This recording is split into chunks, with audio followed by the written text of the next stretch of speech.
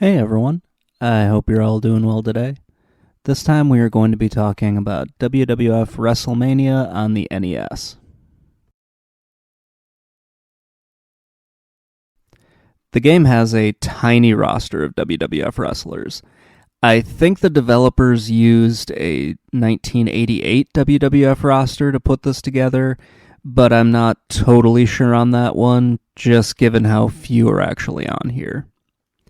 When I looked up the roster of the different wrestlers, I think I counted about 57 just because they've lumped in referees and managers along with it. I'll get more into that later on in the video, but it was kind of disappointing when I went back to this and then wanted to see which wrestlers they could have chosen, and I was a little upset. Not too upset, but just a little bit. So the roster consists of Hulk Hogan, Randy Savage, Andre the Giant, the Honky Tonk Man, Ted DiBiase, and Bam Bam Bigelow. It's not great, but it's not as bad as it could have been. One thing that I wasn't really sure is if these were the most popular wrestlers at the time, but yeah, again, I'll get into that later. There are a few moves that you can do with this, but they're kind of limited, and the game mostly consists of punches and kicks. The controls in this game are just infuriating at best. It was a major pain in the ass to just try to pin my opponent. Even when I figured out how to do it, it was still it was just a nightmare to pull it off. In order to pin your opponent with 4 wrestlers, you either press up or down and A. With 2 of them, it's up or down and B. And you need to be in the perfect spot to do this, otherwise it just flat out doesn't work. In theory, there is a body slam in this game that you can do, which only 4 out of the 6 wrestlers can pull off, and even the wrestlers that are supposed to be able to do it, I wasn't able to accomplish it with any of them. Everyone has a back attack, which that seems to be the move that they do instead of doing the body slam, regardless of who you're trying to do. And yeah, most of them have a running attack. Bam Bam Bigelow has 2 running attacks. 4 out of the 6 have a turnbuckle attack, which just is coming off of the top rope, basically. And yeah, it's a major pain to do. 4 have a special attack, which is a headbutt. 2 of them don't have that special attack, which is confusing.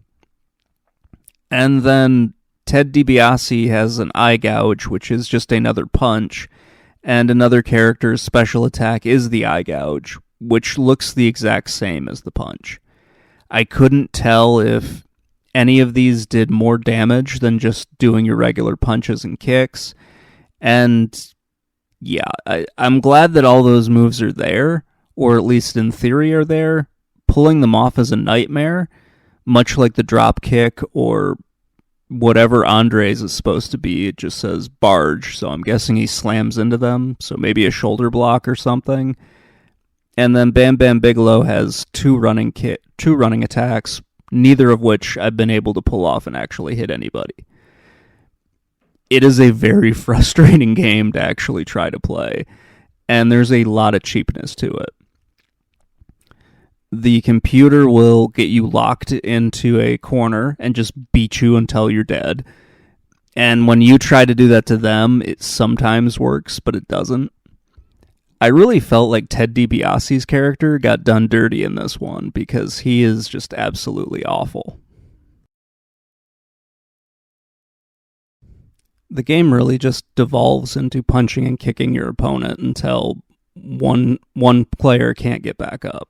And then you try to pin them, and good luck with that. There are some power-ups in the game that you can get, and those are specific to the characters. So Ted DiBiase gets a $, Andre the Giant gets a foot for some reason, Hogan gets a cross, Bam Bam Bigelow gets a flame, and the Honky Tonk Man gets a guitar. If you're getting beat up too much, then the game will have you flash red, and that means your character is angry and it doubles your damage. You still can't hit anybody, but at least your damage is doubled, so that's nice.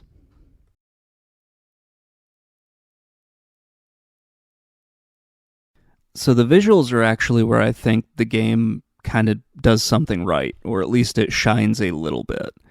The gameplay is not all that wonderful, but at least it's nice to look at, as the characters kind of resemble the people that they're supposed to, which is a rarity in some cases.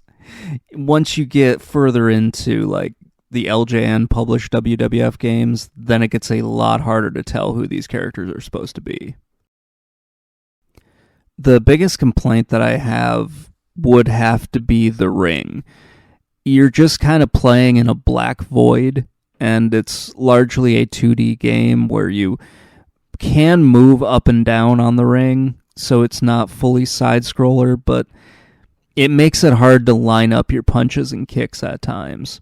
And if you're not perfectly lined up with your opponent, your move will just not hit them. You also don't have access to all the turnbuckles in this, which is kind of a problem. And it would be nice to see, an actual audience or anything like that. You do get that in other games. When you look at the black box games, Pro Wrestling had a much better visual look. And then you come to WWF Wrestlemania, and it looks fine for like an arcade experience. But I feel like they could have probably got some like audience members in there or something like that. You also don't see the referee when you're counting the pinfall. It's just numbers that appear on the screen. And that's kind of a shame, because you would have thought that maybe they would have at least enough memory for a third sprite out there or something like that. At the top of the screen, you can see pictures of the two wrestlers, so you get some kind of an idea of what things are supposed to look like. And I think those pictures are pretty good. You also have the energy meters, which are nice, and then you have a timer, which just tells you how bad you've done when you play against your opponent. So you can see, oh, he beat me in 40 seconds or something like that. The bell and hammer are probably my favorite things in this game to look at. Once you've pinned your opponent and the 3 has been it's been counted to 3, they get the pinfall. The hammer slides down and smacks the bell. And yeah, it's pretty fun. One thing that is definitely missing from this are taunt screens. So in games like Street Fighter 2, you would have a taunt screen at the end saying, oh gosh, my brain's blanking on them right now, but you would still have something to say, hey, try again next time, or go home and be a family man, or something like that. Here, it would have been nice to have gotten 1 or 2 catchphrases from the wrestlers. In a sport, and I use that term lightly, that's very character and story driven, it would have been nice to have seen some kind of a taunt screen at the end of this, especially with how many catchphrases these guys throw out. And at this time, I really would have killed for like a Macho Man Randy Savage catchphrase or something like that. It would have been way better than what we get. So when I looked up the 1988 roster for the WWF, I went down to SmackDown Hotel, and there was a list of all of the people that were under contract for the WWF at the time.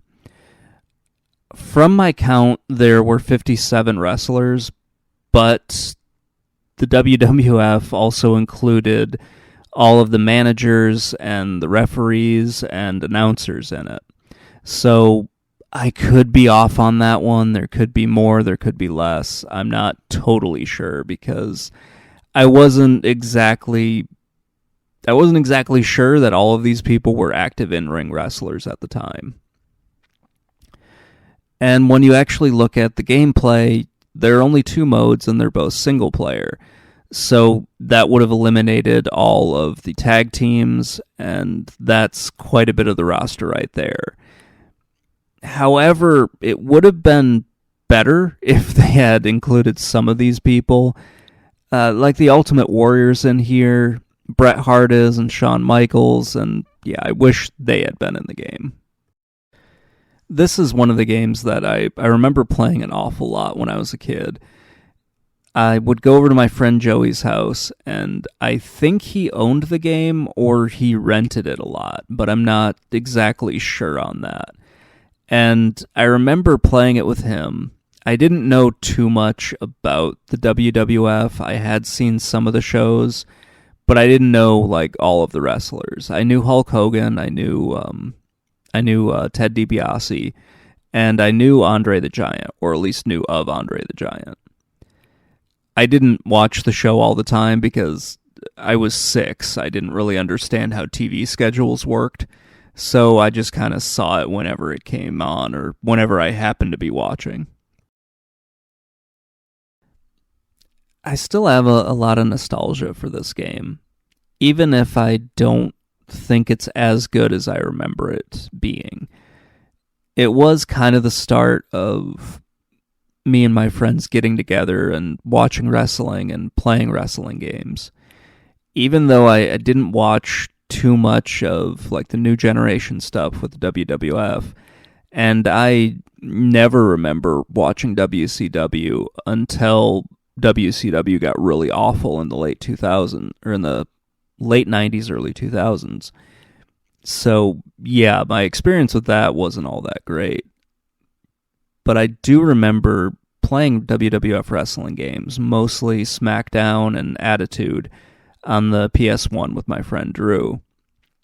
And then when I would go over to my friend Joey's house, we played this when we were really little, and then we played a few on the Super Nintendo, which I don't remember exactly which ones. I want to say Royal Rumble, but I'm not totally positive. And then when we started getting together to watch pay-per-views, that was when we kind of started playing more of the other games, especially the N64 games, which I never played by myself. So, yeah, while my memories of this are not as good as what I remember them to be, or at least not as positive as I remember them to be, I should say that, it's still a fun game to go back to and play. It does make me kind of feel good about a lot of the ways that WWF wrestling games, or just pro wrestling games in general, have changed over the years. How they added story modes to give you something else to do. They added stipulation matches. You could have tag team matches. You could have 6-man tag matches. They basically added everything that could have been in this game and made it a lot better. On the NES, they would start doing that. They would make the games better in some ways, or at least add more features, but the graphics would get considerably worse. And that's kind of what we're going to be in for as we move through some of the WWF and I think the 1 or 2 WCW wrestling games that I have.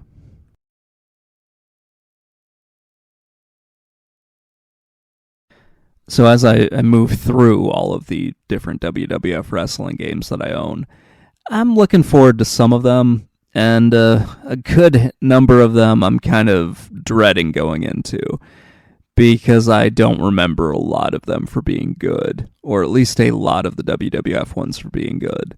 I do remember a handful of like the generic ones being really good. So like Pro Wrestling for the NES, I remember being really good. And I have some fond memories of tag team wrestling on the NES, but I'm not really sure about that one. We'll have to see once I get into it. And then there's the always wonderful Saturday Night Slam Masters, as I fumble my way through that one. Sorry about that. Anyway, that's going to wrap things up. Let me know what you think in the comments below, and I will talk to you all later. Bye.